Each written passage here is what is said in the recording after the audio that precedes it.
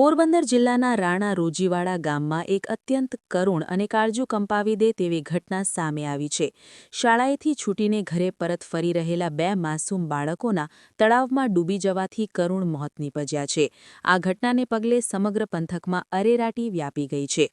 મળતી માહિતી મુજબ રાણા રોજીવાડા ગામે રહેતા 2 મિત્રો 11 વર્ષીય નિખિલ હાજાભાઈ ટોરિયા અને 12 વર્ષીય સુમિત જગદીશભાઈ સોલંકી બપોરે શાળાએથી છૂટ્યા બાદ ઘરે જવા નીકળ્યા હતા.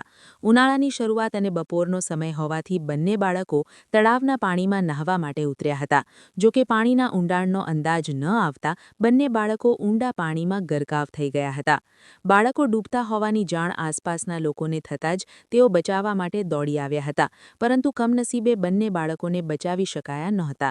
આ ઘટનામાં સૌથી વધુ આઘાતજનક બાબત એ છે કે 12 વર્ષીય સુમિત સોલંકી તેના પરિવારમાં 5 બહેનો વચ્ચેનો એકનો એક લાડકવાયો ભાઈ હતો. એકના એક ભાઈનું મૃત્યુ થતાં બહેનો અને માતાપિતા પર જાણે આભ તૂટી પડ્યું છે.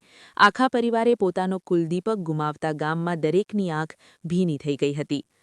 ઘટનાની જાણ થતાં જ સ્થાનિક લોકોએ બંને બાળકોના મૃતદેહોને તળાવમાંથી બહાર કાઢી તાત્કાલિક ભાણવડ સરકારી હોસ્પિટલ ખાતે પોસ્ટમોર્ટમ અર્થે ખસેડવામાં આવ્યા હતા.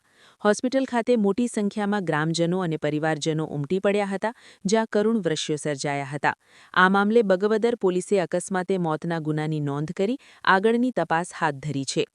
આ ઘટના ફરી એકવાર વાલીઓ માટે ચેતવણી રૂપ સાબિત થઈ છે. ખાસ કરીને ગ્રામ્ય વિસ્તારોમાં બાળકો શાળાએથી છૂટ્યા બાદ ક્યાં જાય છે અને કોની સાથે જાય છે તેની પૂરતી તકેદારી રાખવી અનિવાર્ય બની ગઈ છે.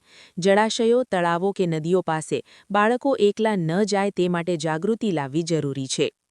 નિપુલ પોપટ, પોરબંદર ટાઈમ્સ.